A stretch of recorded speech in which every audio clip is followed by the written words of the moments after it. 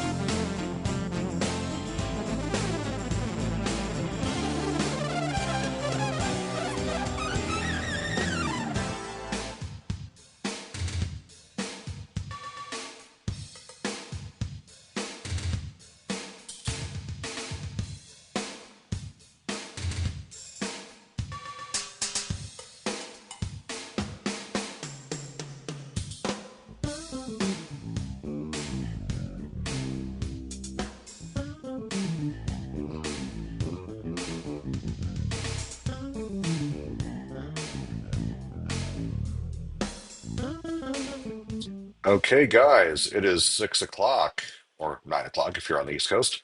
Welcome to our live stream. It is our fancy town hall thing. Uh, so if you are here to hear about all the latest that we've been working on here at Media OCD, you are in the right place. I am joined by a special guest this time. I'm Justin Savakis, and I am the owner, CEO, whatever, the dude that works tirelessly to bring you the anime. And with us is another person who works tirelessly to bring you the anime. It is Caleb. Hey, it's Shapes. Thank you guys so much for being here to our town hall. Welcome. So yeah, we don't have a ton to go through today, just to get people raring to go for what we actually do have.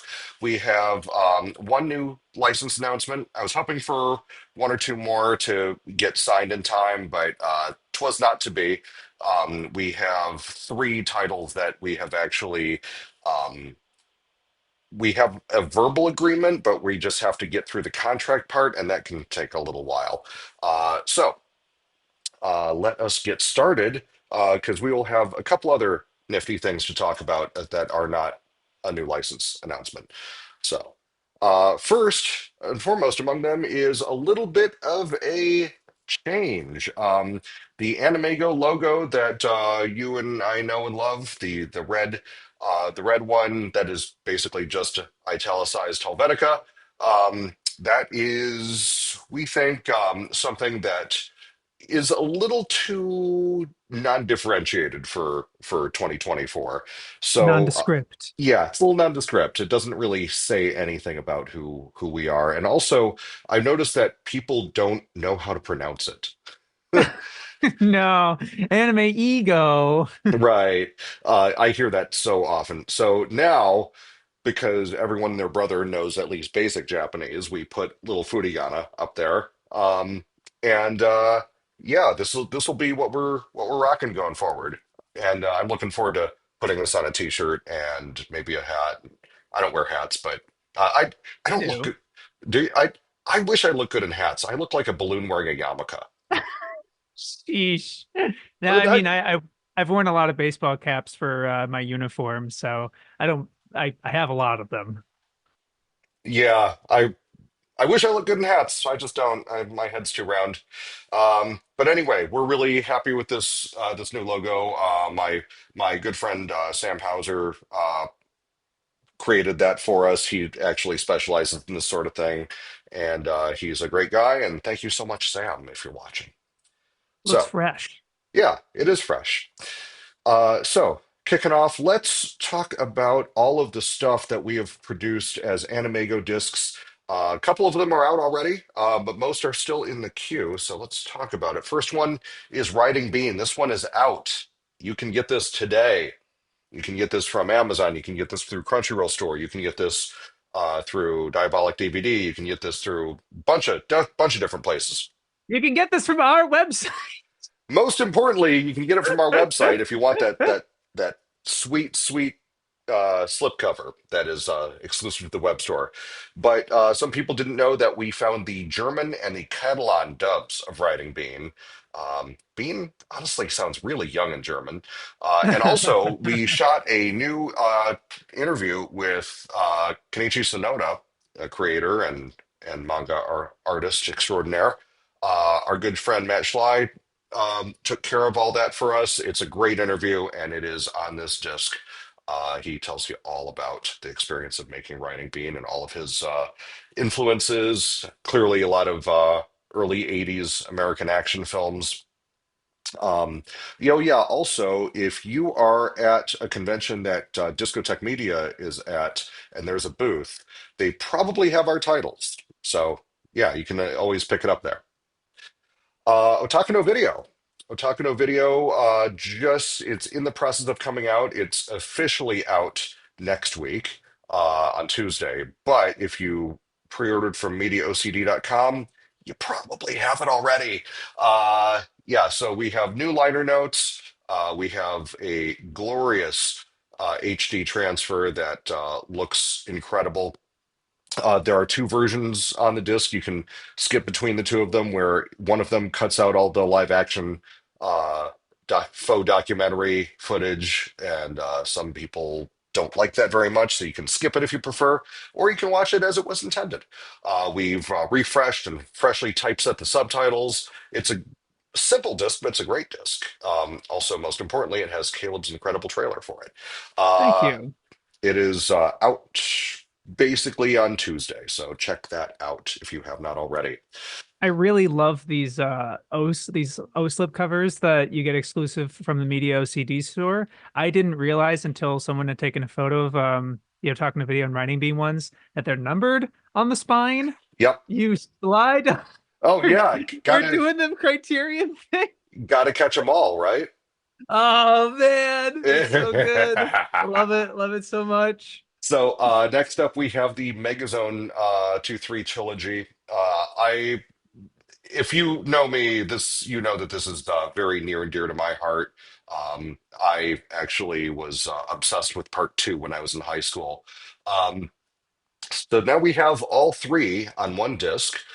It's not substantially different from the previous release, but we did add a bunch of new bonus features, including the UK dub of part three.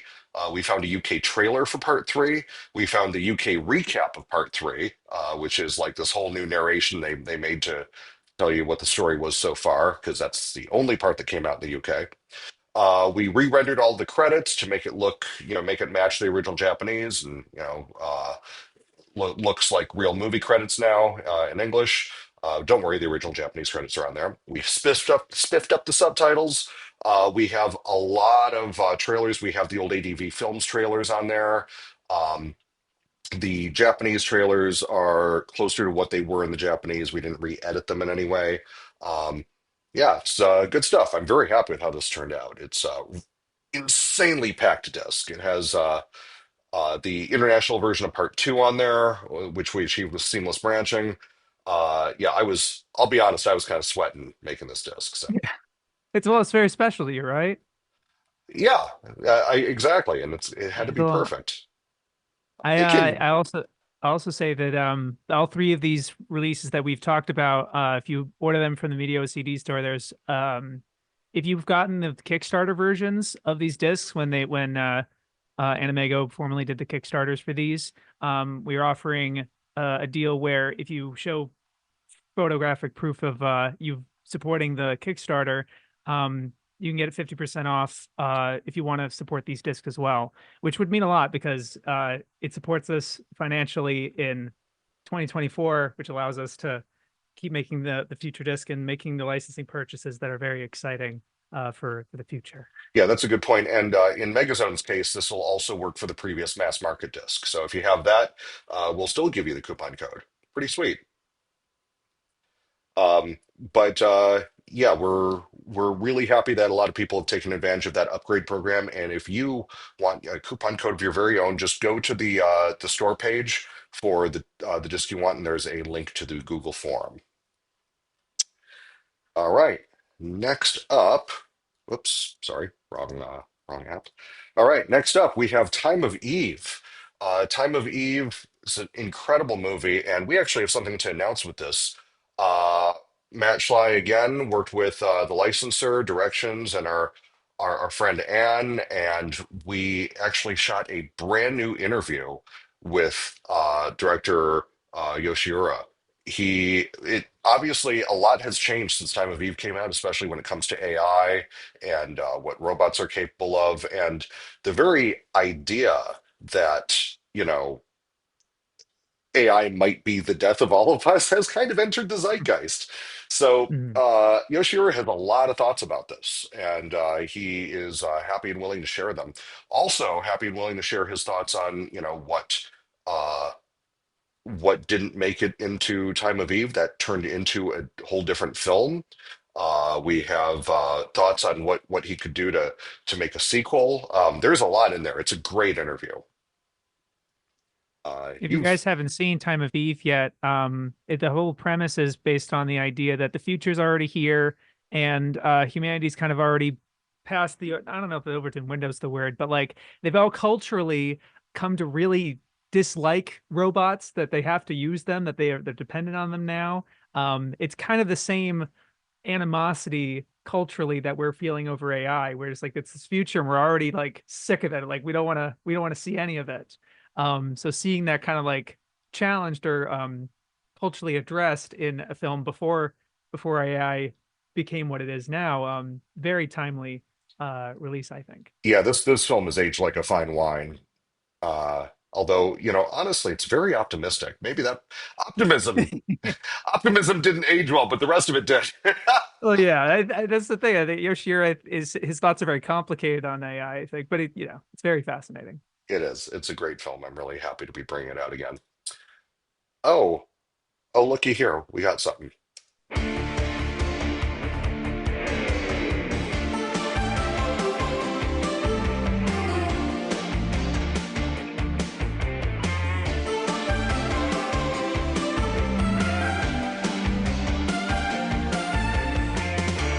人はみんな持ちきれないほどの愛と夢両手に抱えて舞い降りる星に今未来を託しながら明日へとその夢を描く今果てない夢が始まる心の奥自分自身今果てない旅が始まる遥かな時を見つめて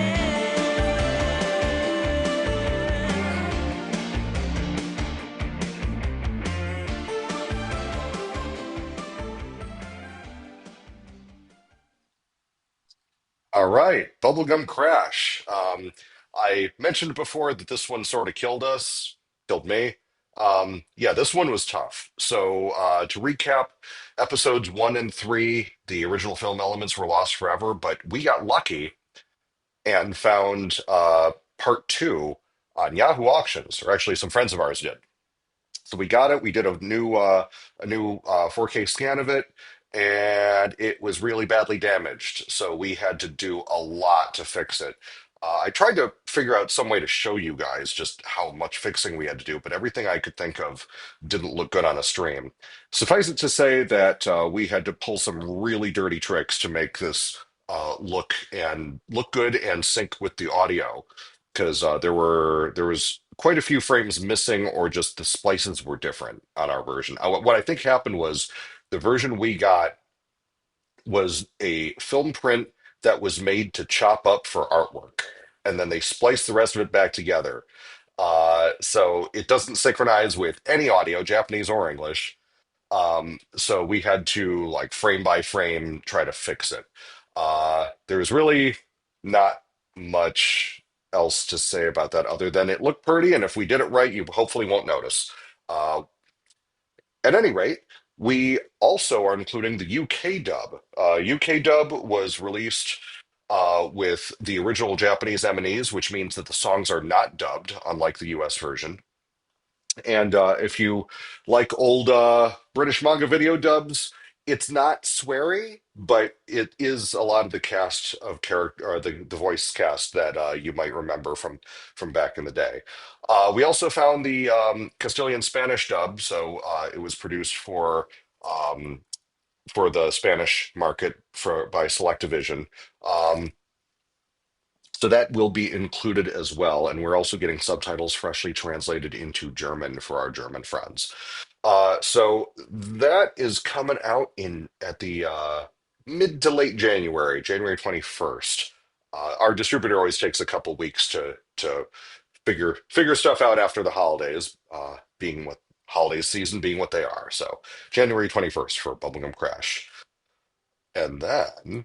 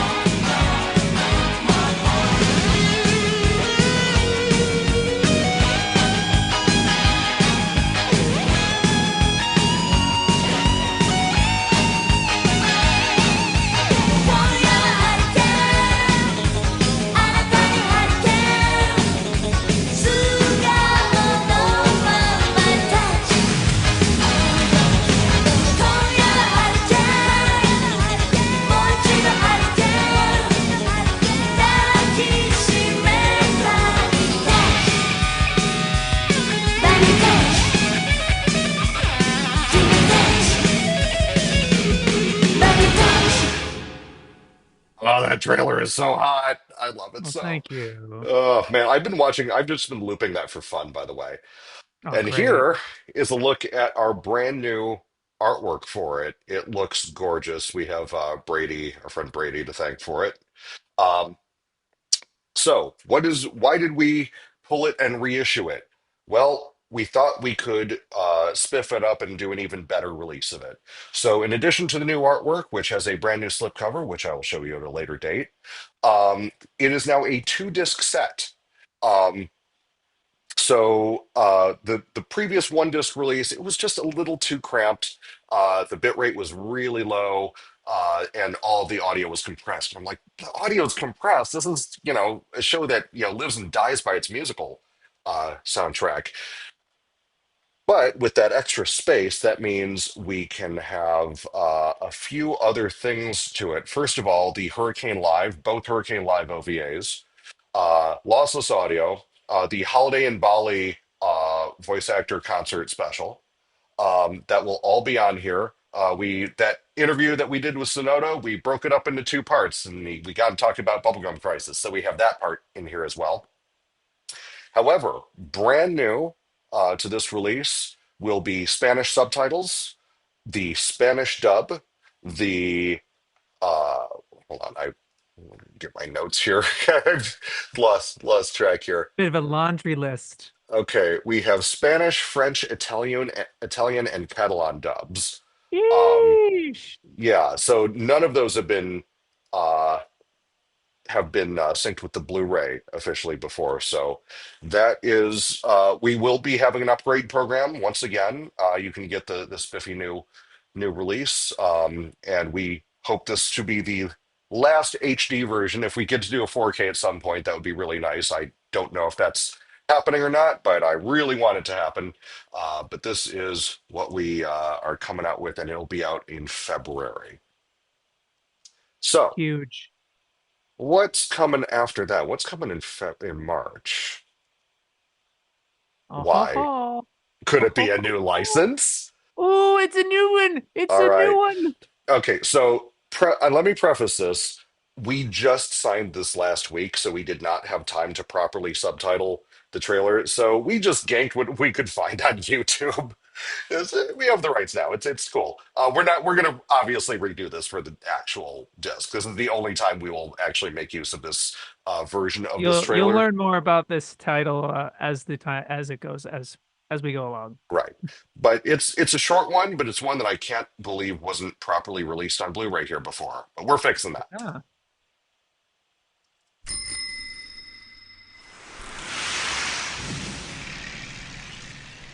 現在雲一つないアンダルシア地方太陽の光が容赦なく戦士たちを照りつけます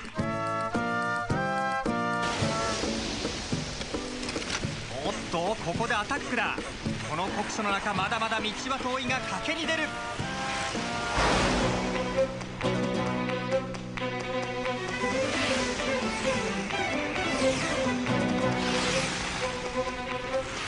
お前の仕事を言う勝利だそうでなくちゃ生まれた土地から出ていけないだろう俺は遠くへ行きたいんだレーサーになるならお前の方だと思ったよ忘れたい恋忘れたい戦い忘れたい土地から遠くへ行きたい揺れ動く思いは今クライマックスへと駆け上がっていくお前が好きなのさ好きよペペ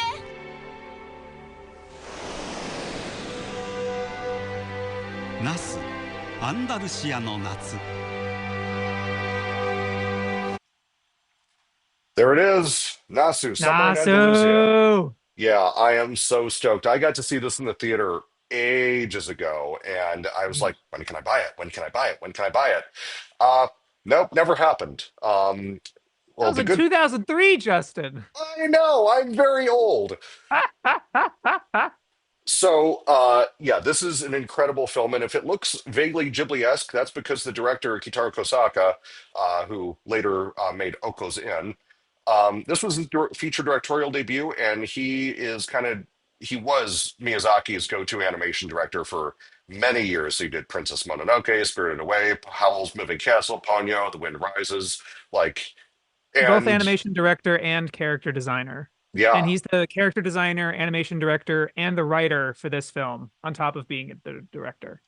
it's Dude's such a got his brilliant. hand. It's his. It's Yeah, his. he wrote this. He did everything. We have a great new like 37-minute interview with him that is incredible.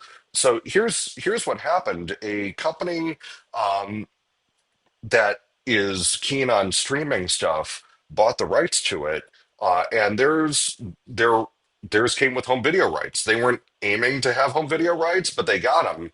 And so we tried to get this title. And we went to Japan to get it, and they're like, "Hey, someone's got it already." So we reached out, and they're like, "Oh, yeah, we have that. You I guess we do. want the home video rights?" And I'm like, "Yes, I do."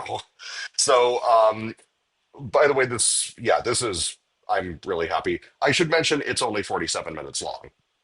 It's Uh, great. It's not like it doesn't need to be feature length, really. I think it's a no, really tight package. but with that in mind, we're keeping the SRP low. The price will stay low Yeah. because it's not very long. But Yeah. yeah, it's a great film. I can't wait for you all to see it. This So is the kind of stuff that we're looking to license, that's like really exciting stuff that hasn't really been picked up before. And there's no mid. This film is fantastic. It's not just the person behind it. Someone mentioned Urasawa character designs. It's true. Kosaka's kind of the go-to Urasawa guy. He's worked on Yawara, but he also did character designs for Master Keaton, Monster, and Pluto. He is kind of the guy that ensures that Urasawa's designs get transferred to animation like nearly perfectly. And they do kind of look like that in Nasu. yeah. I should mention that Maruyama Sensei himself produced this film Yeah. at Madhouse. So this is like peak Madhouse before the The a bunch of glut. people left. This was Madhouse at its absolute peak of the early 2000s. So good stuff, good stuff. Unfortunately, we're not dubbing this one. We don't have the materials to dub it. Yeah. But yeah, it's a shame. We're not quite at a place yet where we can dub stuff, but hopefully soon. Oh, yeah, we Christmas is coming, and we hope to be prepared for that. We have a very talented artist working on new licensed T-shirts for Bubblegum Crisis. So that will be rolling out in the next few weeks, and keep an eye out for that. Can't make any announcements yet, but the artwork is being commissioned as we speak. It's really exciting. We're doing a lot more like extra, like it's not just Blu-rays that we're releasing, it's like merchandise. We're kind of going out, branching out and that sort of thing. Yeah, Um I mean, a lot Bubblegum Crisis and Writing Bean, we actually do have merch rights for.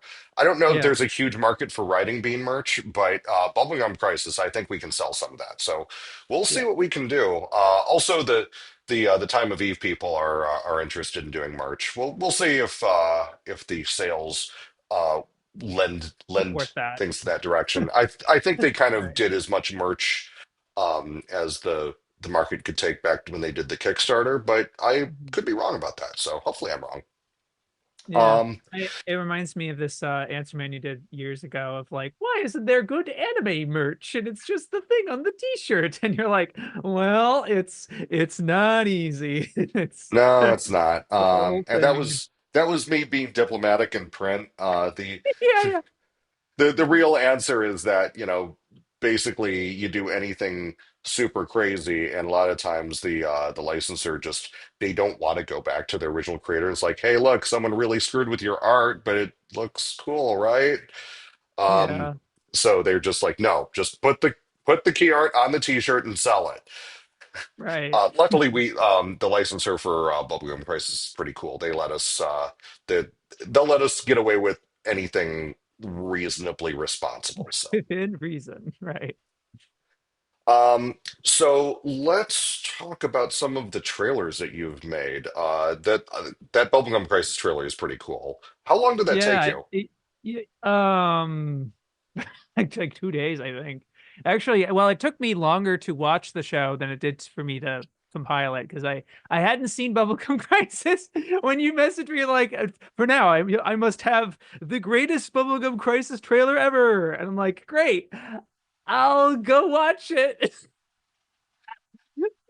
And yeah, And it took me a little while to get to it around to it, yeah, but but you pulled footage from every episode, didn't you? yeah, it's worth it in this instance when it's like only 8 episodes. I try to be as comprehensive with because I guess as a viewer, I think you can tell, at least if you edit videos like me, then you watch another person's video, you're like, oh yeah, they're all just taking clips from episode one. Yep. And then there's all that, and then I don't know. It's not like the worst thing, but it's not reaching its full potential when you look through the whole when you're trying to use all that you have available to you, Yeah, So I try. yeah.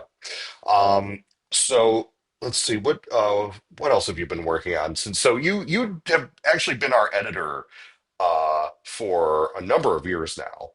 Yeah, You might have just gone full time, but we've been working together a long time now. I looked back and I started October 17th was my 2019 was my first job quality checking Govarian. Ooh. And Yeah, then I remember you having that reaction to the hand, and so there's yeah, I found the someone. hand. I was freaking out because I was like, what do I do? Yeah, This that for those quality who don't check know what thing, you're we're like, talking read the about, hand. Govarian was animated very quickly, and there is one scene where someone's hand is in the shot. Yeah, when they're moving the cell and they photograph the hand. Kenny Lauderdale has talked about it, Yeah, or tweeted about it. But you quickly found other quality checkers that are way better than me at it, and you're like, let's find other things for you to do. And I ended up doing a lot more like closed captions, like polishing a lot of closed captions for dub only releases. And then it was Grimm's Fairy Tales that um we had we had the Japanese masters as well as the dub because the show aired on Nickelodeon in the 80s. right. And so you were like, would you be able to match the Japanese footage, which looks way better and like, nice quality, to these English rips that we have of the dub. Yeah, Um, that's right. I remember now. The Japanese masters we had were they were SD, but they were digital still, so they looked really good. yeah. And the we were only able to get the English version from a 3/4 inch U-matic tape. And if you're not Oh, familiar, those look around VHS quality. They were not releasable like that. So yeah, beat up. yeah, Um, so yeah, I did that editing and like cut out, had to match because they cut out like stuff for commercial breaks, but also like trying to censor some things like satanic imagery and things like that. right. Um, and that led me eventually to like doing those similar edits for our Digimon releases for Adventure and Adventure 2. Um, and then it was around like when you had told me that we were releasing Dear Brother, and I was like, I think I was suggesting like, can I make a trailer for it? And you're like, yeah, sure. I'll let's so Yeah, awesome. So you're just get that just a little bit of a Dazaki nerd. Oh, huge. Love the guy. Love his stuff. And I'm really honored to be a part of so many of his releases in the United States, several of which were for the first time, Aim for the Ace and Treasure Island. Um, it really on such an honor and the kind of a highlight for me. Um, and then it wasn't. I think it was before. It was in between the trailer there, and that was my first trailer. And I've made trailers since then. Uh, but then in between that was we were doing memories, and you were dubbing it. I helped a little bit with that, but Oh yeah, then you made the one, bonus. You cut the bonus features for that. Oh, you yeah. helped. I mean that was a I think our best tag team so far has been the music documentary on Project A. Yes, yeah. The memories stuff kind of there was a couple of those, and that was like the first ones, and then Aiko has been like kind of that centerpiece one so far. Kind of the high. I agree. Kind Yeah, of and then the my highlight. favorite trailer moment with you is when you found out that Discotheque got Berserk and you just like made a trailer. You, Yeah, I we were didn't just ask talking about it in for the that work one. Slack, and they're like, "You're like, oh, here you go," and we're just like, What?" You had told me over the phone in August, and I just had I happened to have the footage because I released a video featuring Berserk on my YouTube channel, so I had the footage, and I was like, anyway, I'm just gonna do this right now. And then yeah, surprised you with it like that, like think that night or the day after, and you're like, what the but yeah, I was very Yeah, happy with that. we this is a really nice job we have. Seriously, I'm very lucky and I'm very honored to be a part of it. Thank you very much. You have earned your stripes, my friend. So one, I was actually thinking this. How did we meet? Like, I really don't even remember. I'll tell you off stream.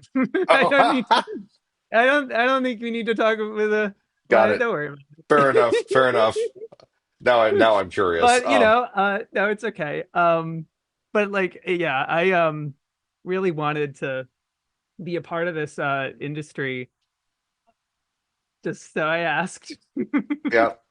Oh, And you just happen to be looking for people. So yeah. Oh, that is literally it.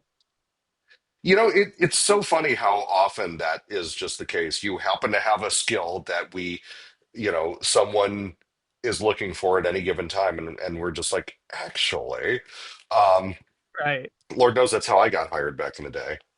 Also Yeah. doing editing. My trailers are not as Yeah. good as yours, so Oh, thank you. mind I do you, recommend. you haven't cut a trailer for Night Shift Nurses yet, so Yeah, that's you know what I commend you for that. I did do kite, so that's not nothing. touche, But touche. yeah, but yeah, no, I can't really handle that. I wouldn't be able to. I don't think. Yeah, no, I wouldn't put you through that. There's still a chunk of my soul that has not grown back.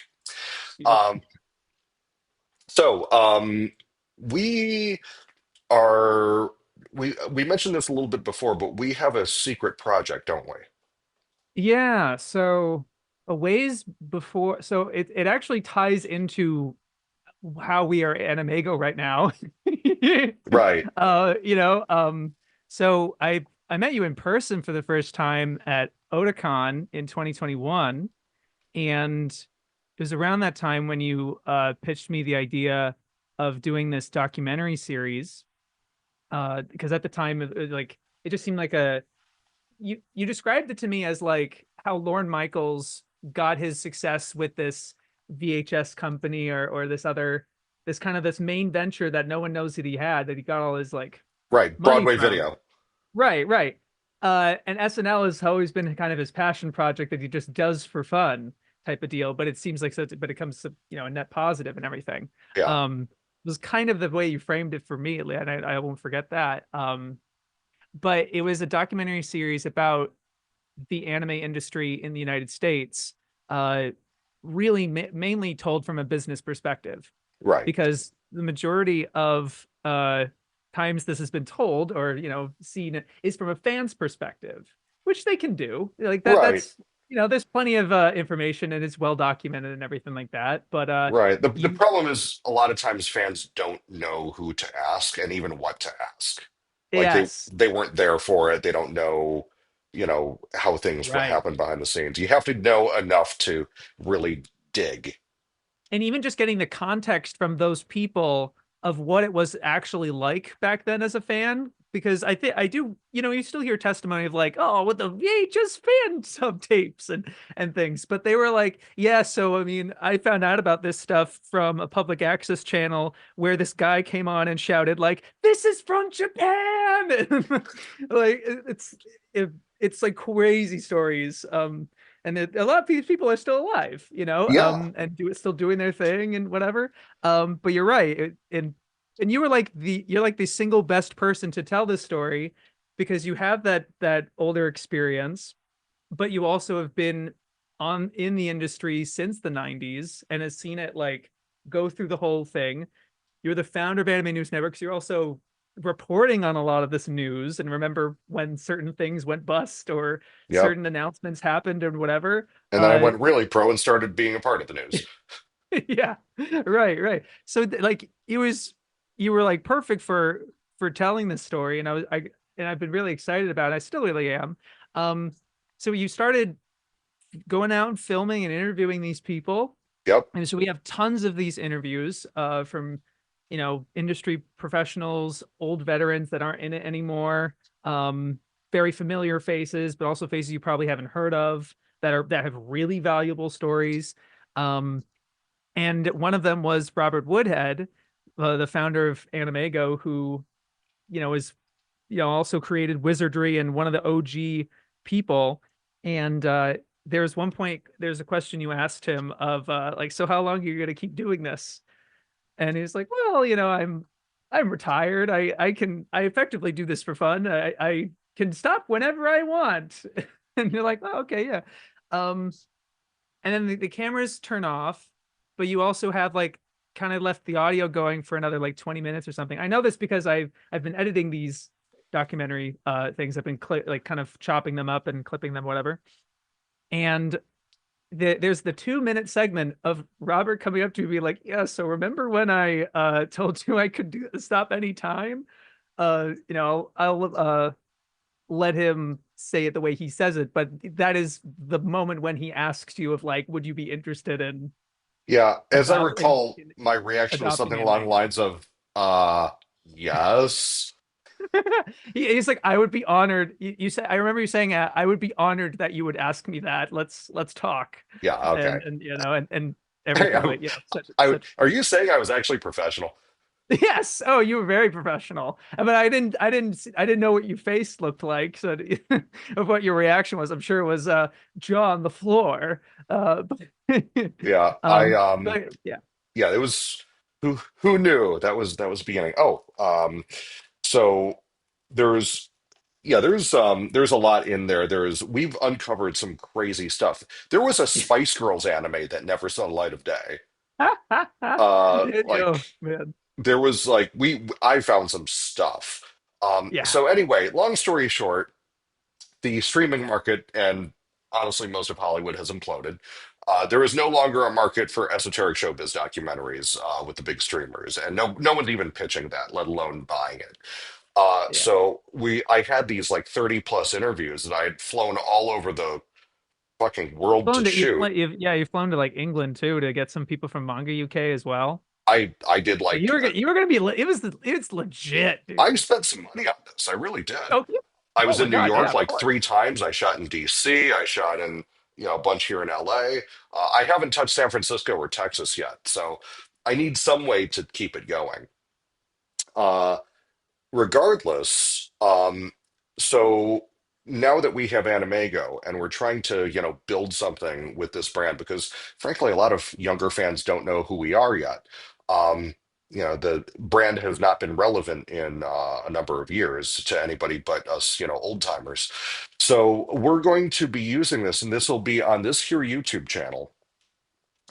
We will be cutting these interviews down to be one at a time. So it'll be like one month it'll be Robert Woodhead, and then the next month it'll be John O'Donnell. We have like 4 hours with John O'Donnell. That's the thing. You have the John O'Donnell one is so long and so unbelievable. Like so like the dude's the goat. Like I can't I knew but like his name and everything, but like this guy's incredible. Why do you It think I was learned so much from him? Like, no, like this is like Justin's like senpai, like it is. sensei, Yeah. whatever. But Like oh you have to remember that even though, people goofed on him because, he had notoriously terrible taste, which he was pretty proud of. And he was like kind of this crazy libertarian, like super intense, like businessman. He was the youngest division president ever at Sony. yeah. Um, so he knew how to business and he taught me a lot. I really owe him one. It was Uh, him and who is it? Yeah, what was his name? Shoot. The guy who helped anime get into Hollywood Video. oh, Mike Pescuzzi. Yeah, but excuse me, because Yeah. like it's the two of them is the reason you were Hollywood able to Video. He got see. into Blockbuster. Yeah, just or just Blockbuster. Yeah, Yeah, they're conflated for me. That's fair a enough. slightly Fair enough. longer, but it's fair. No, but like the fact that you could see Akira or Ghost in the Shell or Ninja Scroll or the stories that countless of us have of like seeing anime for the first time is due to these men making those deals because that was actually kind of a hard deal to make for a long time. Have you got to the Jerry Beck interview yet? No, Oh my God, like I can't wait for you to see that one. That right, because I've seen one interview with Beck that you cut earlier, but I don't know, but maybe well, another one. But like, I didn't realize this until we were shooting. It turns out we're neighbors. oh my gosh. Yeah. Um, oh, But Los that those Angeles. stories are great. Those the Beck one I have watched is phenomenal. He's the co-owner of Streamline Pictures. Yeah, yeah. He But walked away about midway when things started to get a little weird. But he's like he was the guy that was like, oh, we can dub some Ghibli movies and release them in theaters, but not get home right. video rights. It's Yeah. just And the kind of the crux of this the value of this interview and for me is that like and the way you pitched it, of course, is that like anime has become so ubiquitous and mainstream now and accepted where like major celebrities and athletes are openly watching it and loving it and it's cool to like it. Uh and the fact that like there was initially so much pushback that like what was like the I don't want to get this wrong, but like the Grave of the Fireflies like someone was trying to screen Grave of the Fireflies and they were getting some pushback from that. mm, yeah. I don't remember where that was. I, it was somewhere in there. Yeah, I did I don't 30 want of to these. misquote in case Well, the in case you're like, what the fuck? But I remember you telling me it and I couldn't believe it. well, I Because wanted to. it seems unheard of now. Yeah, I know. I wanted to keep the focus of this doc on business because, frankly, anime fans tell their own story, and Yeah. a lot of times it's a fairly similar story. You just Yeah. really, really love this thing, and that's pretty much all there is to it. And so I will destroy myself to make this crazy website, or I will, go crazy learning how to fan sub or whatever. Yeah, and to It's see that energy channeled like into a business world, to see that like to have pushback on a professional level, and like right. John's story of like showing a Dominion tank police to this like group of like licensed like people selling stuff, like I don't know what it was, some kind of like Oh, I think it was a trade expo. show. I think it It was a was like a trade show. trade show, yeah, Yeah. and everyone like going like livid over like the cat girls in like the strip tease type of thing at the beginning of the thing and he's like what Yeah. Yeah, the it's guy loved crazy. his he had a dirty taste as well. So that's all coming. We're gonna Yeah, be posting like one of these I would like to do one a month, but per we'll month. see. So the current plan is we're trying to figure out how to monetize this because I want to continue doing this, but I can't afford to do this out of pocket.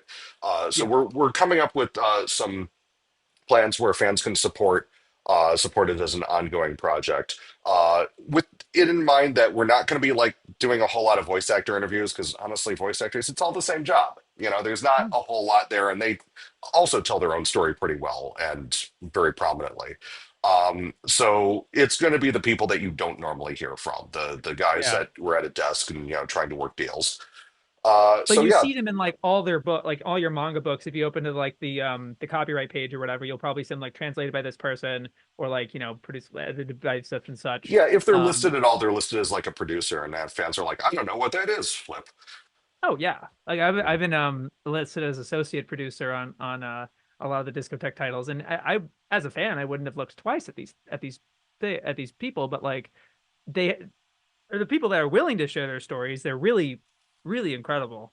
Oh yeah, I've we did really do a enjoyed. couple voice actors that I thought were had interesting points of view, and I'll do like one or two more, but no more than a handful. Right, it's within reason. You don't want to interview anybody and everybody. Right. But it's whatever kind of like adds to it. And ultimately, I would love to someday, uh, making it kind of what you had in mind of to fruition with these interviews, which is just the actual like Glossy crafting Netflix that style overall documentary. narrative of the four. He had like 4 episodes in mind, and they were gonna go over literally from like the beginning to Crunchyroll, like I through that mean, whole thing. I had written a few treatments, and you read these treatments. They were like pages and pages. It was crazy. Yeah, and the arc's really fascinating, and but the fact that you were like finding stuff and digging some of this stuff and then you had to put your journalist hat on, be like, I have to verify this. I have to make sure this is real. Oh, there were some For allegations that something. were made. Yeah, like the allegations and like the drama. Like, no Yeah. way. Uh, anyway, But yeah, so that'll be sorry. coming starting early Gosh. next year. We're aiming to have the first one up in January, I believe. Is that right? Yeah, I'd like to. I'm working on it now, and we're starting with Robert Woodhead only because it makes sense for the former owner, like creator of our company. It makes sense to him to tell his story first, and it's great, very Yep. interesting. So I got a couple people asking for full moon updates. We have all the materials now. We have, okay, so let me go through this. So we have all the materials. We're going through it. We found all of the Viz subtitles, so we'll be working off of those and spiffing them up. I think they might have left some songs untranslated, so we'll be going back and adding translations for those. Um, Unfortunately, we asked and we were denied the use of the little short bonus OVA. I think it's like 10 minutes long. That was included with, I think, Ribbon Magazine at one point. Oh yeah, I know, I've seen that. That's too bad. Yeah, it is. So apparently, when they It's made really that, cute and like not in good quality. it's literally called Cute Cute Special. Ha! Um, but It's on the tin. well, unfortunately, when they make these little short little one-off anime with the staff and cast of a show that's currently on the air, as it was at the time, they write these contracts in that it's like, okay, we can't pay a lot of money to do this because it's just a freebie, so we'll only release this once, and then that'll be it. So you're Yeah, not going to it charge gives us us a some lot, kind of right? limited like exclusivity thing. So they're literally not allowed to reprint it, or Oh we'll well. license it out. So All that's right. that. Well, you Um, pointed, hey, it exists. Go look for it, but yeah, the them's the big breaks. problem with it is, that the manga publisher Shueisha, they just want to make sure that everything is what we say it is. So, like a fan very graciously offered that she managed to get a hold of the original Ikante, the storyboards, and we're like, Oh hey, my can we use God. this? And they're like, we can't verify that those are the actual storyboards. I'm like, yeah, I suppose you're right. You'd have to like assemble the Do you director have and the original? Like, where? That's so that's the weird. thing. This show is from, 15 2002. plus, yeah, 2000. Oh my God, so long ago. 20 years ago. This is a 20-year-old Yeah. year-old show. They don't have a lot of the stuff to verify it. Yeah. So we're seeing what we can do bonus feature wise. It's a work in progress. In the meantime, we're still waiting on the final contract. So that we're waiting to put that on the schedule. It should be pretty soon, I would think. We just had one minor change, and their lawyers are looking over it now. Um, we have actually three other shows that we have reached a verbal agreement with that we're just waiting for contract on. So Yeah. there's I'm very happy with them. Very everything excited. takes so long. Why does it take so Yeah. long? Yeah. And then you were Um, saying also that like the struggle with that you're facing that obviously we knew about, but weren't able to like talk about it because it was Mr. Discotheque that had to deal with these sorts of things. But like right. hearing about like the struggles of trying to license something, of like just hearing back from these people and then like having them say yes, and then there's a contract, and you don't want to say like yes to too many things because if they all come back with you like let's do it, and you're like, I'm I like, already committed too much money to the other thing. yeah, I don't have money yet. Yeah, Yeah, it's a slow build. It's a snowball effect. So yeah, it's a tough game. It's it very interesting. is. It is. Also, very important. The first copy of the Megazone are here. They just arrived. Ooh, look The at that. fresh off the press. So I don't have the Sweet. slipcover yet. That's coming from a different printing plant. But That'll be those, number 3. yeah. This is although the spine number is 5 because I had to reorder things Okay. unexpectedly. Okay. Um, let's see. Oh, did I interview Mr. Discotheque? No, Selby does not like to be on camera. Selby That's does not like attention.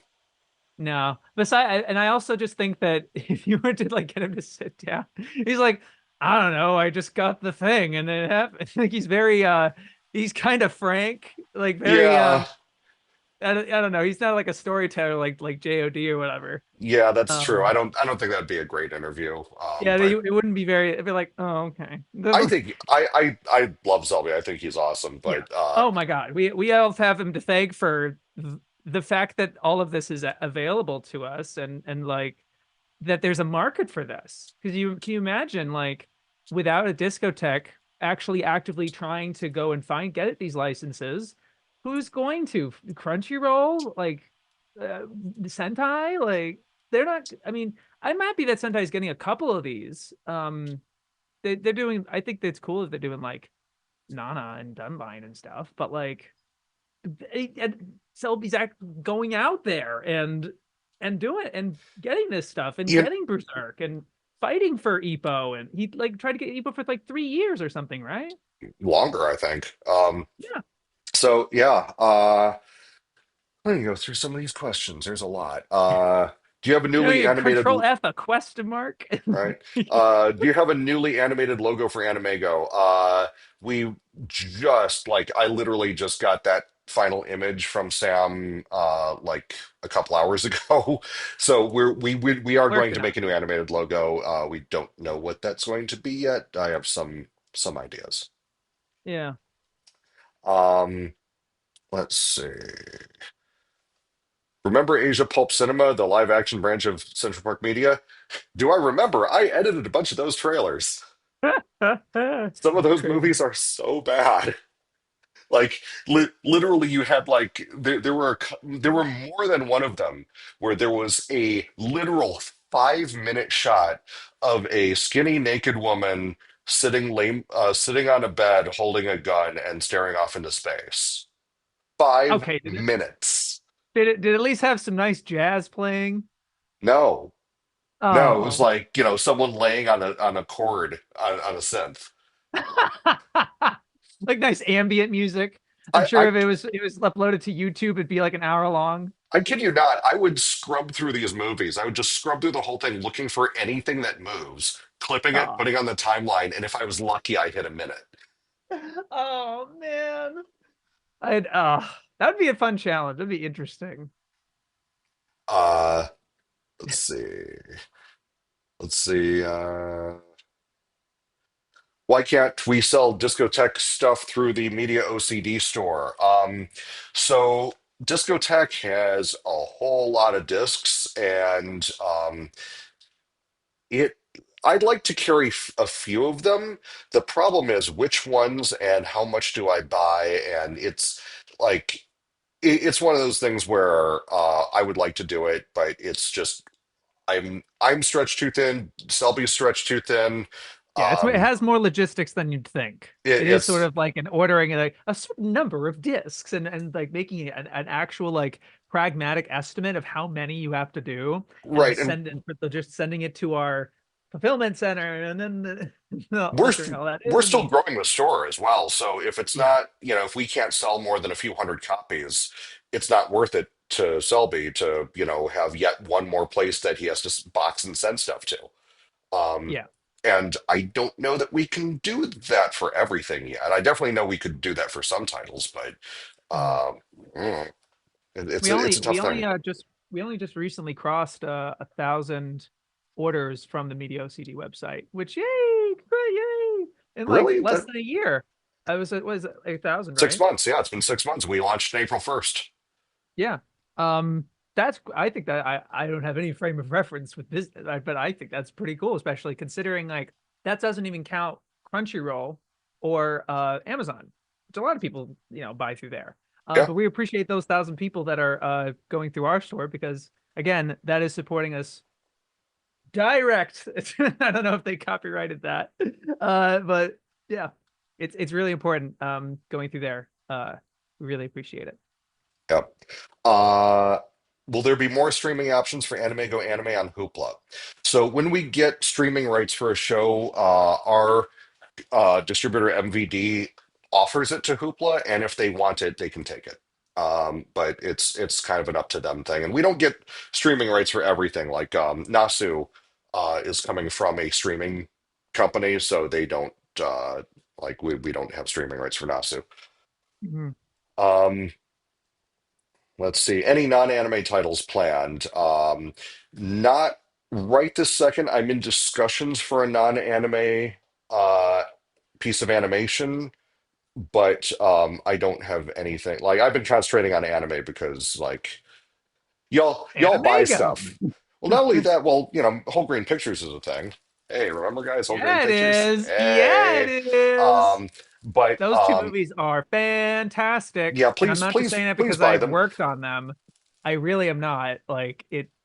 So there's plenty of like disco tactiles that were like, yeah, we worked on that, or whatever. And we'd be honest about that. But like seriously, Journey from the Fall and Too Much Sleep, phenomenal movies. I Too Much Sleep. Like I'm so happy we did what we did with it. I am really, really proud of these, and I'm very happy that we've sold a few hundred copies. But Yeah, man, the disparity between anime and live action films that nobody has heard of is a yeah. pretty vast one.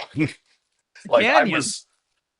I was not prepared for just, how much of a difference there'd be. And, The since disparity, right? yeah, like I I will do more at some point. I just need a better plan. I need to strategize a little bit more because Yeah, I paid full disclosure, I paid a lot of money for Journey, and yeah, it at the rate I'm going, it'll probably be like 5 or 6 years before I make it back, if I even make it back. right. Um, But like, yeah, and this isn't a charity, right? This is a business, and so it isn't even like a YouTube thing. We have a saying in YouTube, it's like one for me, one for you, because right. these poor YouTubers, they have to make videos and they have to make ones for the algorithm, and then they can make one that they'll like, but won't necessarily do well. So like that's something they can operate in, but it doesn't really work the same in a physical media selling copy by copy type of business. Caleb, if you make me do YouTube face for the thumbnails on these, No, I can be no, really happy. I don't do face for the thumbnail. So hell no, I'm not like that. But I don't do amazing with. So what do I know? Oh, here's a good question. Can we make money through digital rentals? So we actually do have all of our stuff up for rental on like Amazon and YouTube's like rental section. Yeah, Um, the they don't bring in that much money. People just, especially serialized stuff, like one-off movies, they actually can do okay. Live action stuff actually does way better on those platforms, but anime fans just aren't in the habit of looking there for stuff. no, you would, yeah, of course not. Especially with less like the amount of OVA, the stuff that we license, Hmm. uh getting uploaded completely in full by fans onto YouTube. And then you have to be the bad guy and Yeah, I don't love doing that. I wish people would just like I literally I don't know. I took down three Bubblegum Crisis uploads this week. It's like, come on, this is available. Right. There, and you're coming from the environment of the chivalry of the fan sub era of like, hey, when this gets licensed, Take it ghetto down. go Doesn't fuck exist. off. Yeah, and they're like, get rid of these, hide the body. Mm. But doesn't always work out that way. What about Apple iTunes rentals? That's actually worse. iTunes video sales and rentals have really died off. Really died off. And what's worse is Apple makes content partners pay for their you have to submit it through their QC people and you have to pay for that. And oftentimes you don't really even make your money back doing that. So we just can't be bothered. Let's see. Um, will you guys have a Discord? Uh, I don't really want to have another Discord to keep track of. I barely handle the ones I'm in. What do you think, Caleb? I'm very similar. I'm in them, a lot of them out of like cordiality of like, yes, I'm here too. Like it's nice you invited and everything. But a lot of people only kind of hang out in their specific spaces. I do think there is value to an idea like that. Um, but I think we have to be specific about it and like very mindful and purposeful and not just because I think everything that we do as it is with our discs is quality. is really like high quality and mindful, thoughtful, and very demure. To be Shame on you for assuming. using that word, but also, I do want to have like a sense of community. I want to start like collecting our coolest fans and just having like a cool hangout for them. Actually, I'll throw this to you guys. What do you think if we brought back the web forum? Is that something you'd participate in? Hmm. I'm just curious. Or is everyone just hangs out on Reddit these days? I think a lot of people hang on in various places, and Discord included. Although I think with Discord there is the danger of a siloed community where a lot of culture happens within these Discords, but then they never escape those Discords. Like a lot of people have great time group watching things or discussing things or sharing things, um, but that doesn't reach out and create more fans and more people Right. necessarily. It enriches the existing fans, which is great, and I think that is something we want to do, especially at the pace that we're releasing these titles. I want um I want us to be different from Discotech in the fact that like we release 7 or 10 discs a month over there, and so countless of those titles just get completely buried by other titles or just the sands of time, Yeah. and then you forget that we released Lasner. Like Lasner's crazy good up when I hear. I actually haven't seen Lasner yet, but like that would have been a great opportunity. Like that's huge that we got Lasner. Not many people know about it. For the people who do know about it, that's huge news. Yeah, Um, I'd like to have just a community of people who are into the classics and just like, maybe make it like, classic something awful in that pay a little bit of money up front to keep the riffraff out, keep it and just kind of pay for the upkeep and maybe we can offer some like bonuses as a thank you for people that are willing to do that, but kind of make it like a Patreon type thing. Yeah. Uh, Not that the keeping the riffraff out, but if we're investing money into it, that would incentivize us, I think, to make sure we're maintaining it and actually like doing things on that community and being active there, ideally. And there's a lot of communities that I'm a part of that I think do a fantastic job that we can learn from in that way, or encourage in that way, I guess. Full Um, full disclosure, like we're okay right now financially. Like we had a yeah. really scary couple months over the summer. Huh. Um, just because, I had spent like probably $80,000 out of pocket just spinning everything up and the money wasn't quite coming in yet. But during that time I was just like, man, I wish that, there's so much that I want to license that I don't know have has enough legs to make it worth releasing, but it still deserves a release. What if we could have like a really cool community that, we could do sort of a Patreon type thing and make it worth their while? They'd get something for that, Yeah. but like maybe a few bucks a month. And if we get enough people, that would take care of like our day to day. And then all the revenue that we get from selling stuff, we can actually put back into licensing obscure things. Yeah. Like that Like we were would be saying, really like cool. the one for you, one for me type of thing. But and then again, not treating it as a charity. Um, but it is kind of I phrased it this way when we were having a company Zoom meeting last month where a lot of our fans with the discotheque and now AnimEigo, like the crossover, a lot of them are kind of like that. Oh, why am I blanking on the movie now? Oh no, Starship Troopers. Mhm. It's like this, like it's like the meme from Starship Troopers, like I'm doing my part of like, supporting these discs and in the hopes that like we might license something that they are actually interested in. Which is not a bad problem. I think that's really great. But I really want those of you who purchase our discs really then take that opportunity to then open the disc and put it in and watch it and then really like kind of discuss it and then so I think for our community like that would be great so that we actually have like kind of a whole like oh my gosh, Time of Eve came out, let's all watch Time of Eve and discuss it and talk about it and I don't know and celebrate Yoshiura as a director. Oh, God, that's the dream, isn't it? Because like a lot of this stuff, anime in the West has always been divorced from its original context. And from what I've seen over my years doing this is that if you can have those discussions, if you can, educate fans on the creators and work with them to like actually engage, you get a lot more buy-in. You got get a lot more people caring and realizing the stuff is important and cool.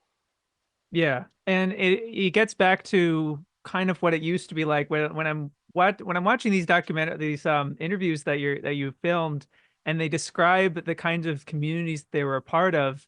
It sounds jank, but also like really nice. That it just that I don't I think we have today. I think is a it's cool. It's a cool community in its own way.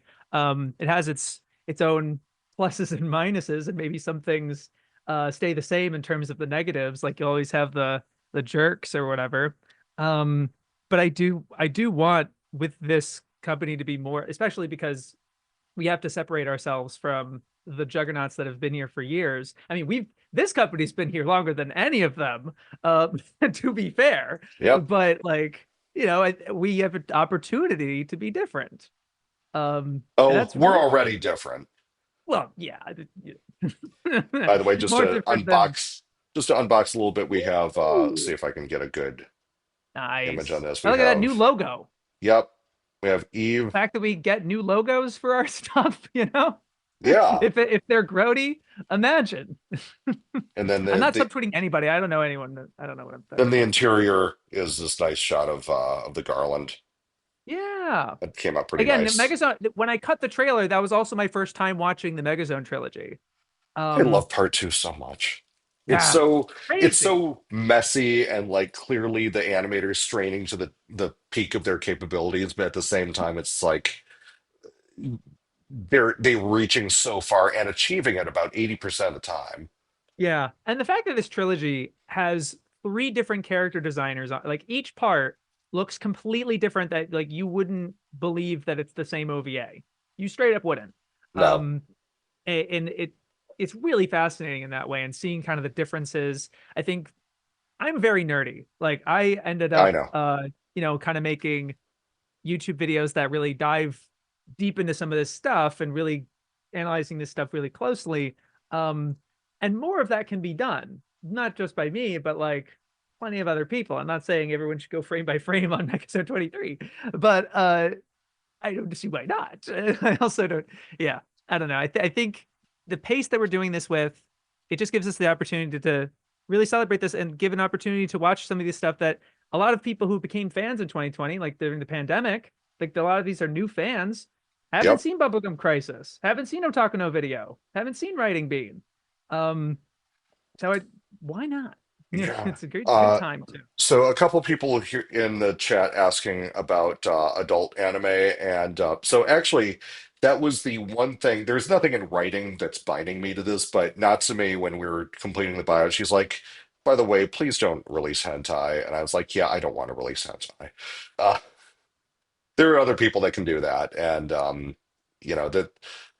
Uh, yeah, It's found its home in its own eco space. I think it makes sense at the time with how many were being released on physical media because that was the only way that it would exist. It wouldn't be on television, it wouldn't be on movies. That's what kind yeah, of like it pushed the OVA to be what it is. But now the OVA doesn't really exist. It's an ONA. It just kind of gets put on digitally. And well. plenty of hentai still gets made, but it goes in the channels that it goes in. Beyond that, though, there is huge business problems to releasing hentai. In fact, Yeah. I was We're talking, experiencing it right now with Kite. right, yeah, Crunchyroll won't take it. We were talking this to Selby about stocking it at the Media OCD store. Then I looked at the Wix terms and conditions, and Wix won't let me stock it. Yeah. Because you're expressly not allowed to sell adult content. Um, So so. even if Natsumi didn't say those things, we wouldn't be able to anyway. No, like if you notice, like CPM back in the day, Right Stuff back in the day, Media Blasters, they all had separate corporations, whole separate holding companies for hentai, and like you can't even, and they didn't sell direct to consumer. You can't even use normal credit card processors for hentai. So yeah, it's just not going to happen anytime. They are real. They I'm are not. literally a persecuted class, like a Look, class. I am not interested. Let me put it that way. I'm not I get it. interested. I I'm not either. But I am a gay man. This stuff does nothing for me. the majority, yeah, yeah, yeah, yeah. Yeah, I get you. Um, let's see. AnimEigo is older than some of the media's OCD employees. Truth. I think including me. It's 1988, right? Yep. Yeah, older than me. I was 8. Um, I'm turning 30 next month. oh, you absolute fossil. Oh, you fuss. I know it's poor me. Poor me. I'm sweating, stressing about it every day, man. I by the time you were born, I was old enough to have PTSD. Yeah, yeah, yeah. I get you. Let's I get see. What about etchy? And it What would have, about etchy? yeah, like a lot. Frankly, a lot of those etchy shows just aren't very good. They're meant to be like these quick little gag anime that haven't aged very well. Also, they're kind of rapey. A lot of them. Yeah. I don't like putting that out there. I feel like the amount of erotic stuff that Japan produced in the 80s that was not rapey is it's not as high a None ratio as I'd like it to be. hidden gems. Right. Yeah. Um, what else we got going on here? Um, Music videos on the new Bubblegum Crisis set. Yes, not only are the recut HD ones on there, but also the Hurricane Live 2032 and 2033 specials from whence they came. They will all be on there. The specials will still be in standard def. So I only the little backstory here. AnimEigo hasn't released any SDVDs yet because A, I haven't licensed anything that's only an SD, um, or not easily upscalable.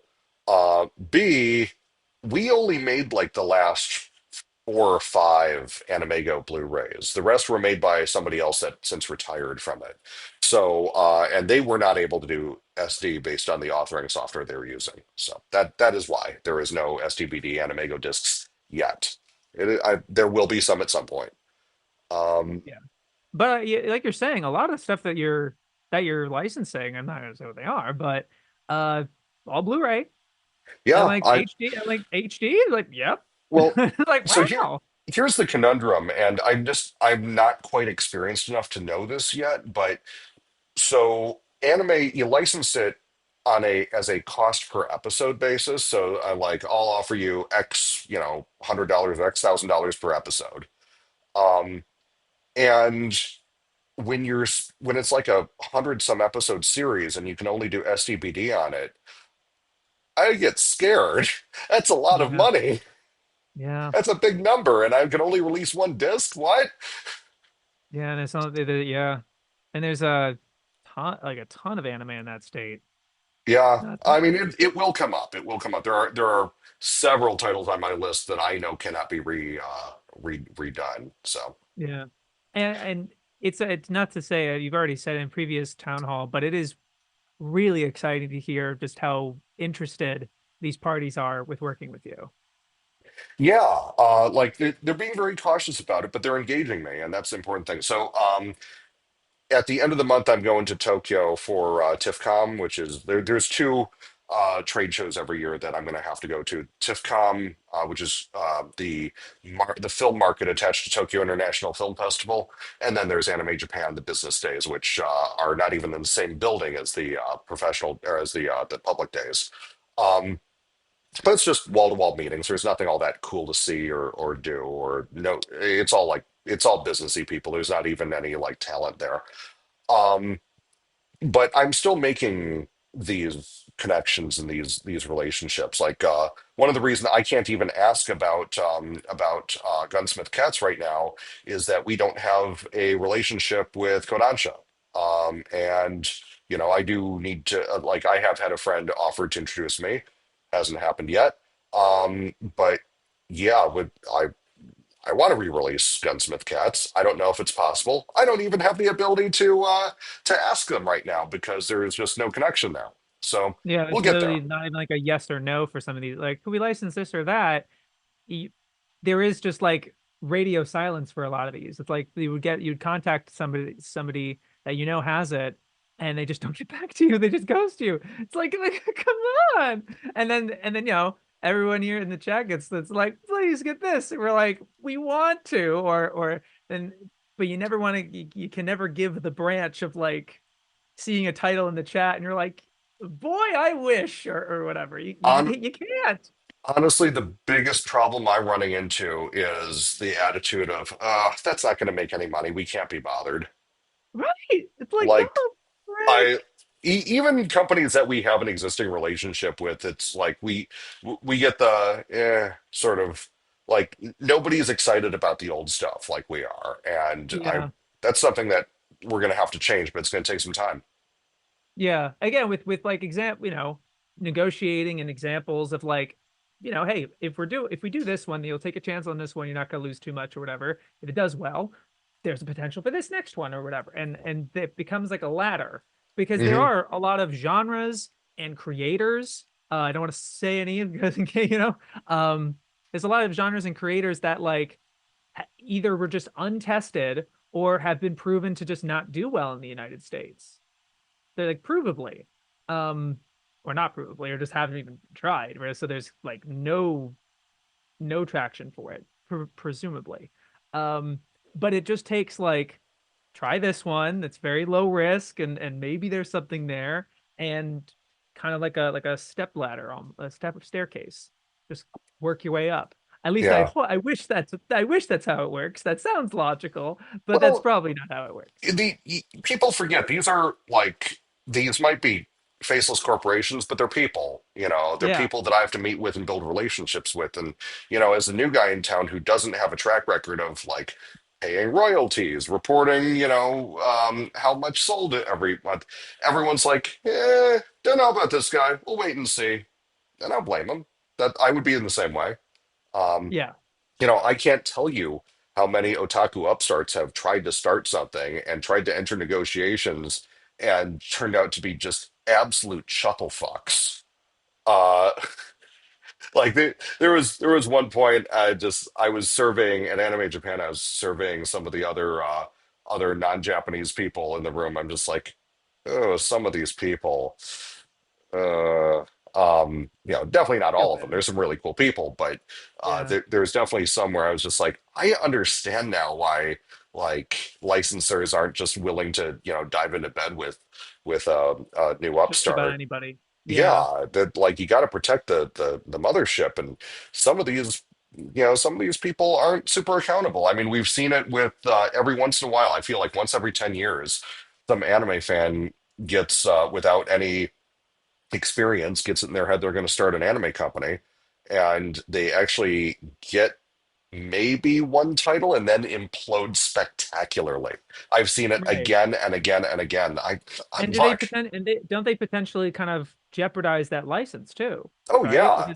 Because then Oh, they go ahead with it and it doesn't even go anywhere. And so that kind of gets like more like pulled back and recoiled almost.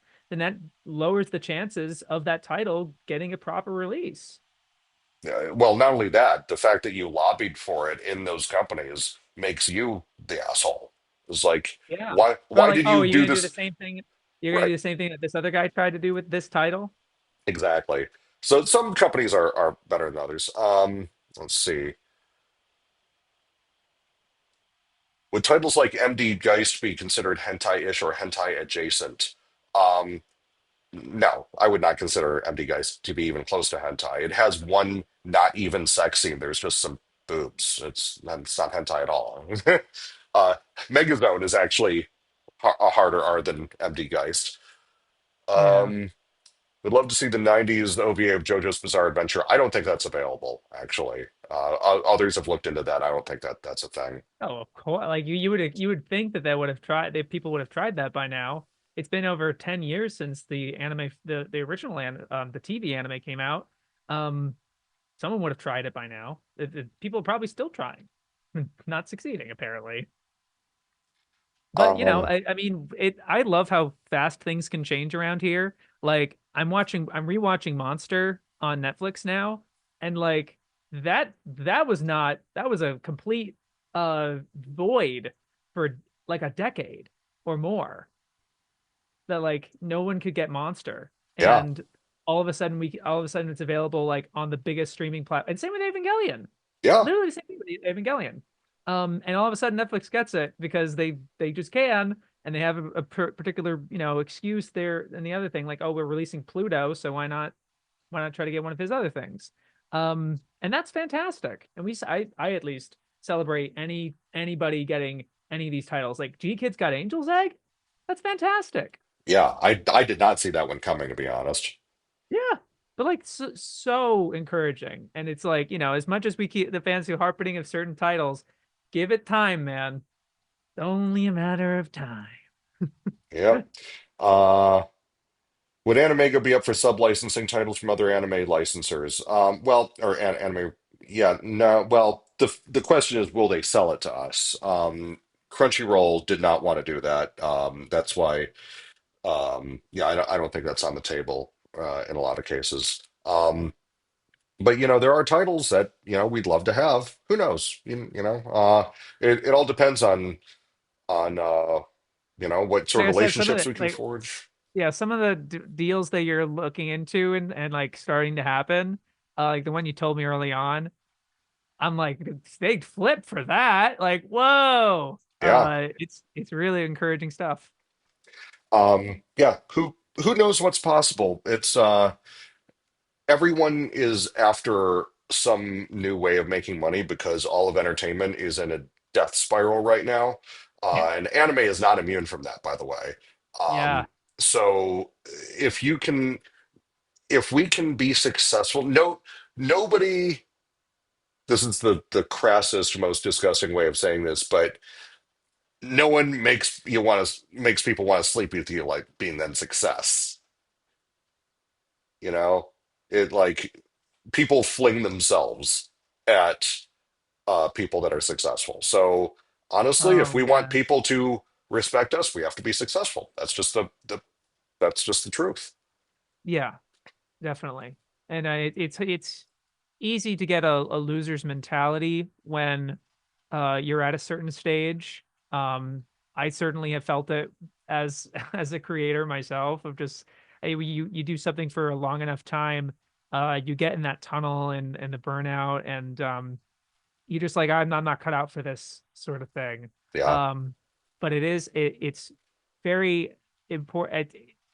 I think it's easy to forget this because it's all numbers on a screen and we don't get excited about a one, but except if it's 1 out of 10, but like one viewer or whatever. But that there's a person behind those things, and there's like 304 people watching right now.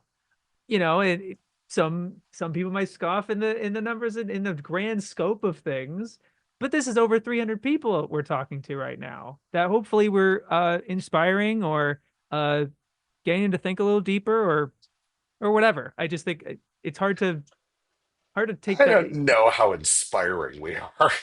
I don't know. I like I just at the very least informative, and then it just makes you think what's possible. Because obviously in situations like this, people are like, "Oh my gosh, please license this thing," and we're saying, "Hey, don't give up hope." I think that's kind of inspiring. Yeah. Um, you know, I've been around long enough to be shocked by things so many times that I've just given up saying this will never happen. That Yeah. will, definitely happen. I don't know anything. I guess Mhm. that's called maturity. Especially because like you've seen it grow over the decades. This like I've seen it you've known grow. about I've some. seen it faceplant. Yeah, I've seen it collapse. Literally, I like what was it, was fifty I was million in dollar the hole? I was in the business for 2007. I remember that very vividly. It's I had like we are doomed. It will never happen. And like all those licenses, because like this sort of thing of like, oh, please license XYZ, this has happened for decades. And then imagine when that crash happened, you're like, it'll never happen again. We will never be at that peak where we can release some of this stuff. It'll never happen now. But here we are, and there's stuff that like is finally getting released after all this time. I remember very vividly. I was at I was at the AX Industry Party with one of the guys from ADV who doesn't work there, obviously at Sentai at this point, but he worked for ADV and he was one of their higher ups. And he was really excited because they had this new show coming out called Venus versus Virus. Oh yeah. Yeah, that's the proper reaction to that. And he was Yeah. so stoked because just listen to that name. It's going to be huge. And I looked at him and I was like, are you seriously telling me that Venus versus Virus is going to be a bestseller because its title isn't alliterative? And he just looked down at the floor and he was just like, I need something, man. Aw, It was bad. I think he was out of work like 6 months later. It was really rough to watch. That era was just that's like, right. Well, yeah, I mean, yeah, and that story is incredible. but Of just that the sugar high they were on, and but if the thing was, it was all speculative and all like future Caleb titles that were wasn't coming out. sugar. It Yeah, wasn't I know. sugar. It I'm might saying look like I know it sugar. wasn't. I know it wasn't sugar, Justin. I'm trying to keep it PG, a little PG. But yeah, but it was a similar speculative of like, oh my God, we have to chase the next. What now is happening with like chase the next Chainsaw Man, which is now Don and whatever. And but I'm very happy that we're not in that game. At least our company is not really looking at like, oh my God, Don better break records or we're fired type of It's thing. it's so easy to just spin yourself into a hole, and I'm like I'm very very intent on not doing that because it's just I've Yeah, seen so many people just fuck this up so spectacularly. yeah, And that's one of the main reasons I'm not interested all that much in new stuff, just because like it's so risky. It's so yeah. risky. And it's But so I do. expensive. It is, though I do think the glut of shows that are being made right now, um, is creating a back pile. It's creating this like a lot of these titles are getting left behind for like the next big thing, and a lot of people are forgetting.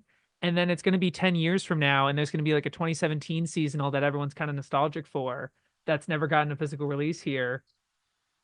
There's like at least 10 shows I think people in this chat could think of like, yeah, that would like it'd be awesome. At least, for those of us who remember that show, and then we can introduce that to new fans and stuff. That's the positive spin for me in terms of this new stuff is that like I know at the rate that this is going, that eventually we're going to just be able to re-release Hajime no Ippo past the fact that it was, at the time it didn't do that well because it's in that glut, right?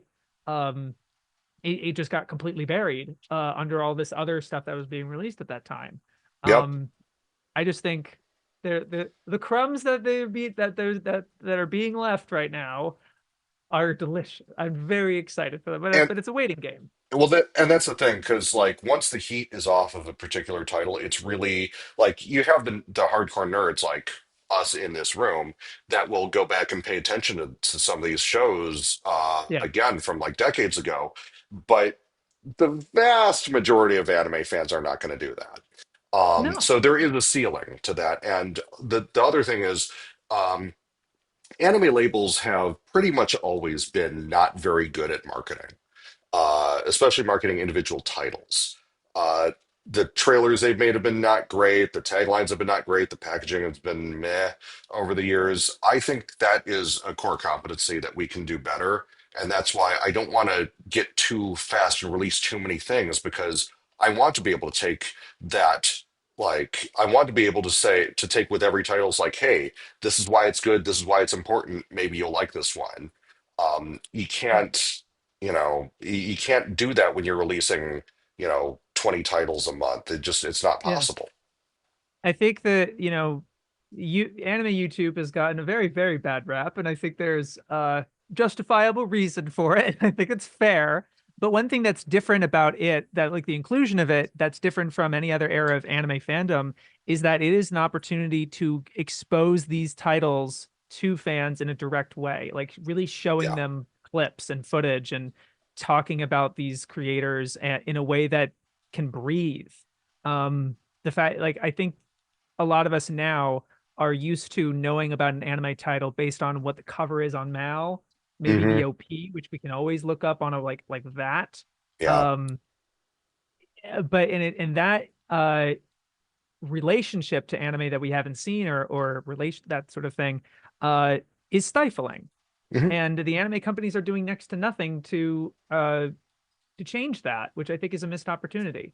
I think there's a lot, without just uploading the whole thing on YouTube for see for type of deal, instead of just watching it yourself, which is another thing that we've had to contend with for over a decade now, of just like anything that we're announcing here, it's possible like 20 up, like at least 10%, if not more, like a minimum 10% have know exactly what this title is and have Yeah. already seen it, and maybe know what all there is about it, and they're like, oh, finally, that one, yeah.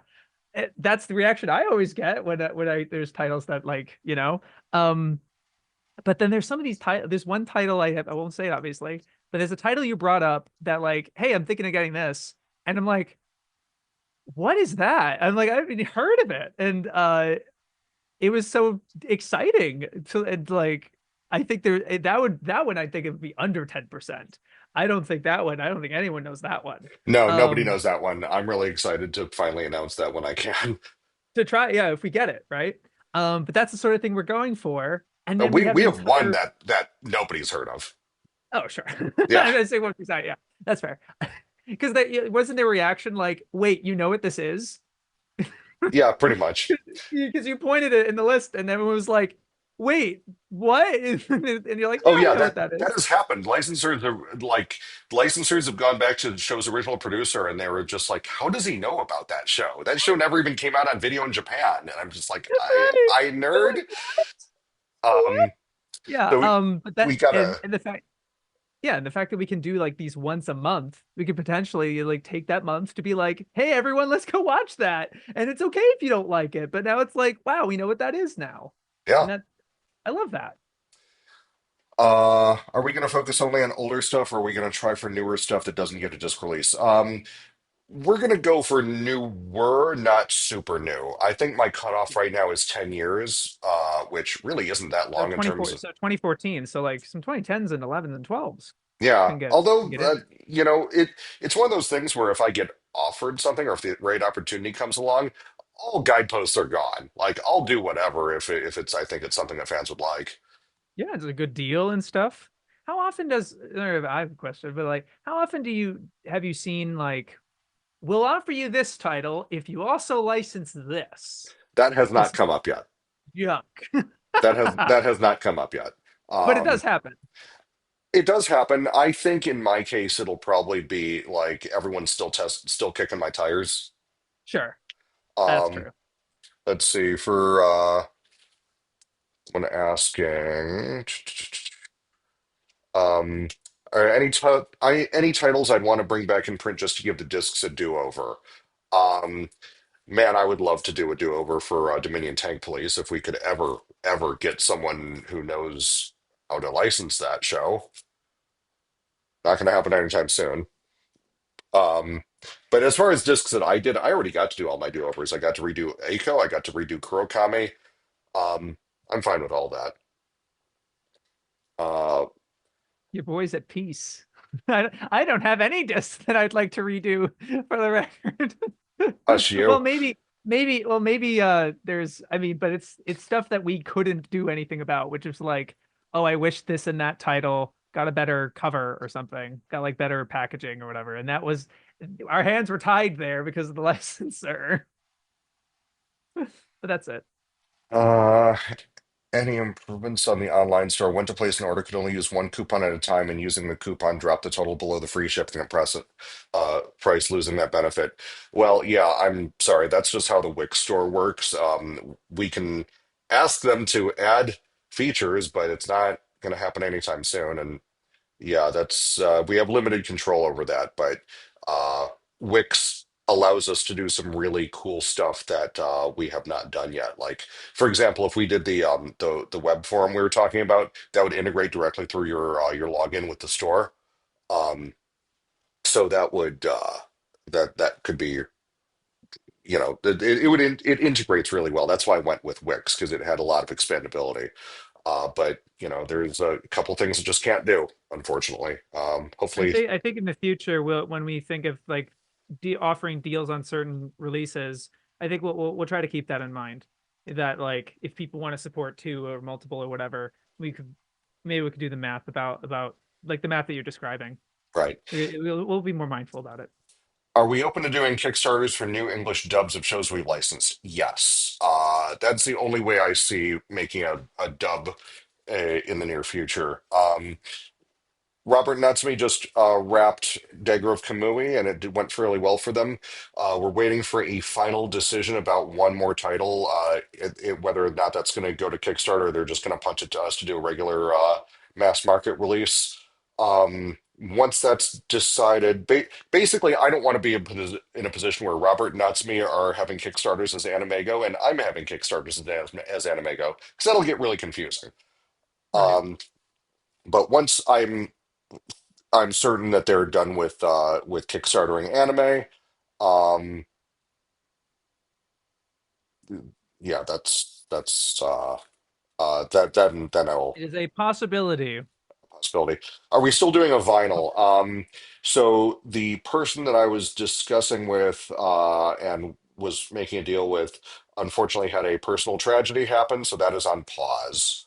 Hopefully, we can revisit that in the future. Um, the And more art books. art books. If that comes up, I was talking with Eric at Udon a while back about doing some art book stuff, but we'll see. No plans in the immediate future, but I'm open to it. Same with more vinyl and soundtracks. It's the soundtracks are usually a separate license, so it's hard to have them as a packing item, and there's not a ton of soundtracks that are great enough that people would buy them on their own, but they do exist. Hmm. Uh, But the art books went really well for us, I think. Yeah, I mean, we were only looking to sell 100, but we blew through that in just a few days, so I was pretty happy about that. That's what I'm saying. So I was like, it's encouraging. Definitely Yeah, consider. I agree. Um, would the old logo be used for Macross 2 and Dagger of Kamui, since Robert and Natsume are handling those? Well, Macross 2 was not originally an AnimEigo title; it was a U.S. renditions title. So I think they'd probably have to recreate that logo from scratch, unless there's something coming from Big West. Um, Yeah, as far as Dagger of Kamui, yeah, I think they'll probably use their old logo. I haven't decided what I'll do for it, because that is way down the road. They have to finish their disc first and sell it out, and then I can release it. Macross 2 when? Okay, so we're partially to blame for that. We've taken a very long time um, to do the color correction because we've just been so slammed over here. But so what people need to remember, and what I don't think Robert has conveyed as much as it feels like the work it is, but it is a brand new 4K scan that we are remastering in-house. So it's a lot of work. We're almost done with the SDR grade, and then we'll have the HDR grade done. But also, there's some other stuff on the Robert Natsume end that's taking a while too, so I don't feel too terrible. But it's coming along. It's coming along. Uh, any way to order Dagger of Kamui if you missed the Kickstarter? Yes, Robert always prints a few extra copies, so be on the lookout for that once that's done. Um, yeah, I think that's probably about it for the night. We've been going for almost 2 hours here. Everyone feels very satisfied with how this went. Oh, you guys are great. You guys stuck around for like this whole time. Um, would ultra violent titles like Violence Jack be off the table? There's not, how many things are that violent? There's really not many. Violence I get Jack it. is like the goriest anime ever made. Maybe Yeah. Kakugo no Suzume, but I don't want that one, honestly. Aw. I know you know, but it's gotten a good reappraisal in the last few years. How can that get a Um, good reappraisal? It's just it's there. because the manga finally got translated. Oh, okay. Because I mean, you guys had never seen any of it and never whatever, but apparently the manga is phenomenal, and then the anime is a decent adaptation of it from what I can understand. Yeah, Apocalypse Zero Not is to the English mention, name of it. Yeah. yeah, yeah, not to mention the director of that, I believe, has also gone to be kind of reappraised a bit more because it was the same one as Barefoot Can, if I'm not mistaken, and a couple others. Yeah. I might be I wrong. would have released Genocyber. I fucking love Genocyber, but Guyver, nobody seems to know who owns that. Weird. Oh, yeah, I don't know what's going on with Guyver. Maybe that's a detective thing that we can crack at some point someday. Um, this is North Star. I don't know. Gory doesn't really bother me unless like the only time gory bothers me is if it feels like the creators are getting off on how on suffering. But there's Yeah. not many anime I can think of that are like that. I don't really watch that kind of I'm not in that department, so Okay. I wouldn't be like, what about this one? This is especially gnarly or whatever. I'm more of a I don't even want to start naming OVAs that Hazel just dropped in her video. All of those are great. You should go watch that. Sorry to shill another person's YouTube video. But like all of those, I would love to license all those and but no way will that ever happen. So go find them. Yeah. All right. Let's call it there. This was a lot of fun, and thank you for joining. I hope our fans got to know you a little bit better. Not that you haven't put yourself out there in the past, but in this context. Yeah, I mean, I've been sort of waiting on this one to then update my Twitter bio of full-time AnimEigo employee. I've been Well, now waiting you for can. this. So now I can. So yeah, but I'm very grateful to be here. Uh, thank you guys for coming. All right. Thank you guys. Have a great night, and we'll see you next time. And once we announce something new, we'll do another one of these.